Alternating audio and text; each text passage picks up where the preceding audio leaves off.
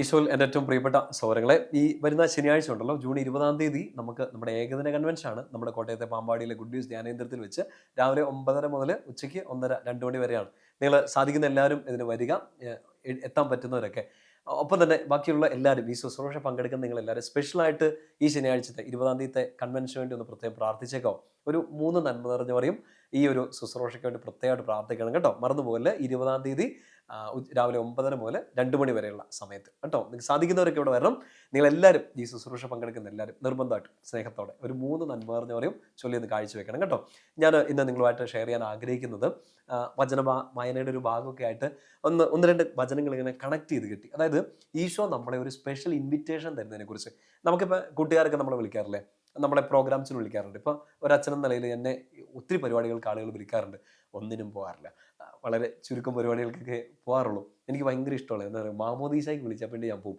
എനിക്ക് ഭയങ്കര ഇഷ്ടമുള്ളൊരു കൂദാശയാണ്.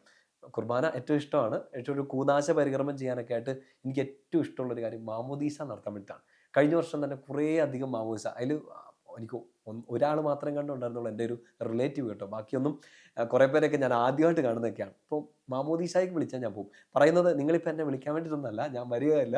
എൻ്റെ പ്രിയപ്പെട്ട സഹോദരങ്ങളെ, ഈ ഇൻവിറ്റേഷൻ നമുക്ക് ഭയങ്കര ഇഷ്ടമുള്ളൊരു കാര്യമാണ്. പ്രത്യേകിച്ച് നമ്മളെ സ്നേഹിക്കുന്ന ഒരാൾ ഒരു പ്രത്യേക പരിപാടിക്ക് വേണ്ടി നമ്മളെ വിളിച്ചാൽ ഭയങ്കര സന്തോഷമായിരിക്കില്ലേ. ഈശോ നമ്മളെ അങ്ങനെ വിളിച്ചാലോ, യു കം വിത്ത് മീ എന്നൊക്കെ പറഞ്ഞ്, ദൈവവിളിയെക്കുറിച്ചല്ല പറയുന്നത് കേട്ടോ. ഈശോ ഒരു പ്രത്യേക സ്ഥലത്തേക്ക് നമ്മളെല്ലാം വിളിക്കുന്നുണ്ട്. അത് ഈശോ പോയൊരു സ്ഥലത്തേക്കാണ്, ഒരു ഇൻവിറ്റേഷനാണ്. അവിടെ ചെന്ന് ഈശോ ചെയ്തൊരു കാര്യം നമ്മളും ചെയ്യാൻ വേണ്ടിയിട്ടാണ് ഈശോ നമ്മളെ വിളിക്കുക.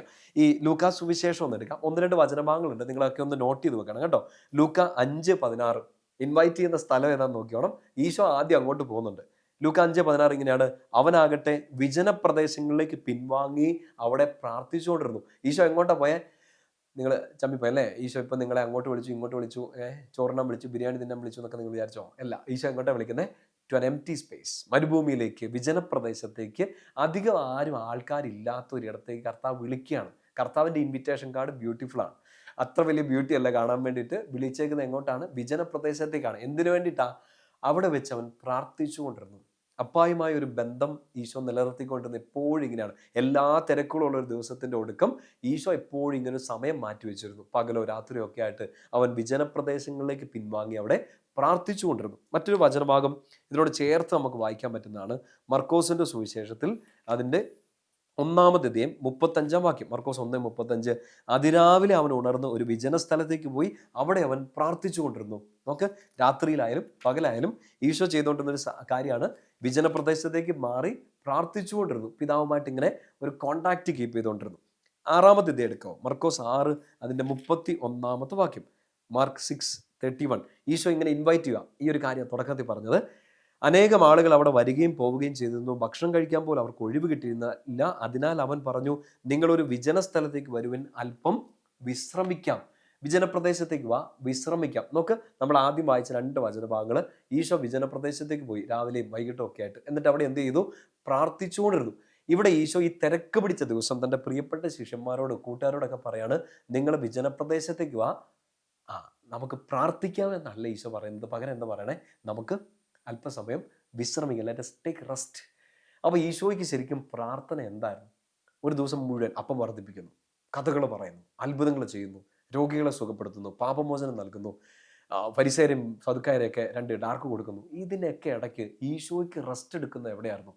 ഈശോ റെസ്റ്റ് എടുത്തുകൊണ്ടിരുന്നത് പ്രാർത്ഥനയിലാണ്. So prayer is time for rest. പ്രാർത്ഥന റെസ്റ്റിൻ്റെ സമയമാക്കി കടന്ന് കൂർക്കം വലിച്ചുറങ്ങുന്നവരുണ്ട്. അവരെക്കുറിച്ചല്ല ഞാൻ ഈ പറഞ്ഞുകൊണ്ടിരിക്കുന്നത്. പകരം ഈശോ കണ്ട ഒരു കാര്യം, ഈശോ അനുഭവിച്ചൊരു കാര്യം. എൻ്റെ പ്രാർത്ഥനയുടെ സമയം ഈ വചനപ്രദേശത്താണ് ഞാൻ എൻ്റെ പിതാവിൻ്റെ കൂടെ ശാന്തമാകുന്നത്. പ്രിയപ്പെട്ട സഹോദരങ്ങളെ, നമ്മുടെ കുടുംബ പ്രാർത്ഥനയും സ്പെഷ്യലി നമ്മുടെ പേഴ്സണൽ പ്രയർ അതൊന്ന് ഫോക്കസ് ചെയ്യുന്ന ഒത്തിരി നല്ലതാണെന്ന് എനിക്ക് തോന്നുന്നു. ഈ പേഴ്സണൽ പ്രയർ നമുക്ക് എന്തായിട്ട് മാറണം? വിശ്രമിക്കാനുള്ള സമയം മാറണം. ഈശോയെ, ഇതാണ് ഇന്ന് സംഭവിച്ചത്, ഇതാണ് നാളെ എൻ്റെ മുമ്പിലുള്ളത്, എല്ലാം ഈശോയുടെ കയ്യിലോട്ട് ഇറക്കി വെച്ച് കുറച്ച് സമയം നമ്മളെ ശാന്തമാകുന്ന, നമ്മൾ വിശ്രമിക്കുന്ന സമയമാണ് ഇത്, പ്രാർത്ഥനയുടെ സമയം. Every time of prayer is A time of rest. I tell you, ഉറക്കം തൂങ്ങാനല്ല, കുറുക്കം വലിക്കാനല്ല, ഈശോയുടെ കയ്യിലേക്ക് എല്ലാം കൊടുക്കാനുള്ള സമയമാണ്. അങ്ങനെ കൊടുത്താൽ മാത്രമേ എൻ്റെ പ്രിയപ്പെട്ട സഹോദരങ്ങളെ നമുക്ക് അനുഗ്രഹങ്ങൾ തിരിച്ചു കിട്ടുകയുള്ളൂ. നമ്മൾ പ്രാർത്ഥനയുടെ സമയത്തൊക്കെ പോയിട്ട് കർത്താവേ അത് വേണം, ഇത് വേണം, അതിന്ന തരാത്ത, ഇതന്നെ ഇങ്ങനെ ആയിപ്പോയെ, ഈ പരാതികൾ പറയേണ്ട സമയമല്ല. വിജനപ്രദേശത്തേക്ക് മാറി അപ്പാടെ അടുത്ത് വിശ്രമിക്കാനുള്ള സമയമാണ് പ്രെയർ ടൈം. ആ പ്രെയർ ടൈം, അങ്ങനെ ഒരു പ്രാർത്ഥന ലൈഫ് നിങ്ങളൊന്ന് ഒന്ന് ഒന്ന് പരിശ്രമിച്ച് നോക്കിയേ. നിങ്ങളിപ്പോൾ ഹോസ്റ്റലിലൊക്കെ നിൽക്കുന്നവരുണ്ട്, മറ്റ് രാജ്യങ്ങളിൽ നിൽക്കുന്നവരുണ്ട്, എല്ലാ ദിവസവും പള്ളിയിലൊക്കെ പോകണമെന്ന് ആഗ്രഹിച്ച് പറ്റുന്നില്ല. നിങ്ങളുടെ കയ്യിൽ ഒരു വിശുദ്ധ ഗ്രന്ഥമുണ്ട്, ആ ബൈബിൾ എടുത്തിട്ടുണ്ടല്ലോ, നിങ്ങളുടെ ഹോസ്റ്റൽ മുറിയുടെ ഒരു കോർണറിൽ പോയിട്ട്, ഇല്ലെങ്കിൽ കട്ടിലിൽ, അത് താഴെയാണെങ്കിലും ഡബിൾ ഡെക്കർ ആണെങ്കിലും, അവിടെ ഇരുന്നിട്ട് ഈ ബൈബിൾ എടുത്ത് വെച്ചിട്ട് കുറച്ച് നേരം ഒന്ന് ധ്യാനിച്ചേ.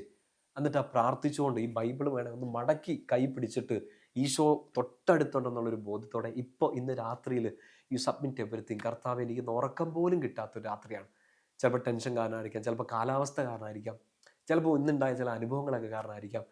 I take rest in you. ഞാൻ നിൻ്റെ അടുത്ത് ശാന്തമായിട്ട് കിടന്ന് ഉറങ്ങാൻ പോവാണെന്ന് പറഞ്ഞ് റെസ്റ്റ് എടുക്കുക ഈശോയുടെ അടുത്ത്. വിലാപങ്ങളുടെ പുസ്തകം 3-ാമത്തെ അധ്യായത്തിൽ അതിൻ്റെ 25-26 വാക്യങ്ങളൊക്കെ നമ്മളിങ്ങനെ വായിക്കുന്നുണ്ട്.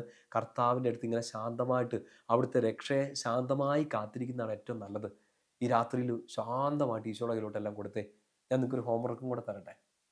സങ്കീർത്തനം 23 കാണാപ്പാടം അറിയാവുന്നൊരു കൈവെക്കൂ, ഫോൺ താഴെ കളയരുത്. 23-ാമത്തെ സങ്കീർത്തനം ഒത്തിരി പേർക്കും കാണാതെ അറിയാവുന്ന കാര്യം. കർത്താവാണ് എൻ്റെ ഇടയൻ, എനിക്കൊന്നിനും കുറവുണ്ടാകില്ല. ഫസ്റ്റ് ബിലീഫാണത്. പ്രശാന്തമായ ജലാശയത്തിലേക്ക് അവിടെ നിന്ന് എന്നെ നയിക്കും. അവിടെ വെച്ച് എന്തൊക്കെയൊക്കെയോ അനുഗ്രഹങ്ങൾ തരുന്നതിനെക്കുറിച്ച് പറയുന്നുണ്ട്. അവിടുത്തെ ഊന്നുവടി, ദണ്ട്, അവിടുന്ന് എപ്പോഴും എനിക്ക് കാവലിരിക്കും, എനിക്ക് കുറവുകളൊന്നും ഉണ്ടാവില്ലെന്ന്. ഇന്ന് രാത്രി കിടന്നുറങ്ങുന്നതിന് മുമ്പ്, ഇപ്പോൾ ഈ ടോക്ക് കഴിഞ്ഞ പാടെ നിങ്ങൾ 23-ാം സങ്കീർത്തനം വായിക്കണം. ഉറപ്പായിട്ട് ഹൃദയത്തിലേക്ക് ആ വിശ്വാസം ആദ്യമായിട്ടിടണം. കർത്താവാണ് എൻ്റെ ഇടയൻ, എനിക്ക് ഒന്നിനും കുറവുണ്ടാകില്ല. ആ സങ്കീർത്തനത്തിലെ കുഞ്ഞു സങ്കീർത്തനമാണ്. അതിനകത്ത് ഏതെങ്കിലും ഒരു വചനം, നിങ്ങൾക്ക് ഏറ്റവും ഇഷ്ടപ്പെട്ട ഒരു വചനം അടയാളപ്പെടുത്തി ഇടുക. കമൻറ്റ് ബോക്സിലും അതൊന്ന് ടൈപ്പ് ചെയ്തിടുക. അനുഗ്രഹമാവട്ടെ കാണുന്ന എല്ലാവർക്കും, വായിക്കുന്ന എല്ലാവർക്കും. നമ്മളിത് ആർക്കൊക്കെ ഷെയർ കൊടുക്കുന്നോ അവർക്കെല്ലാം ഇന്ന് രാത്രി ഈശോ ഈ വിജനപ്രദേശത്തേക്ക്, ഈശോയുടെ മടിയിലേക്ക് വിളിക്കുന്ന, പ്രാർത്ഥിക്കാനല്ല, പ്രാർത്ഥന എന്താണ്? വിശ്രമിക്കാൻ, ഈശോയുടെ അടുത്ത് വിശ്രമിക്കാൻ ഒരു ഒരു അഭിഷേകം അവർക്ക് കിട്ടട്ടെ. മാക്സിമം ആളുകളിലേക്ക് നിങ്ങൾ ഈ ടോക്ക് ഷെയർ ചെയ്ത് കൊടുക്കുക. എല്ലാവരിലേക്കും ഈശോയുടെ ശാന്തത, സമാധാനം നിറയട്ടെ.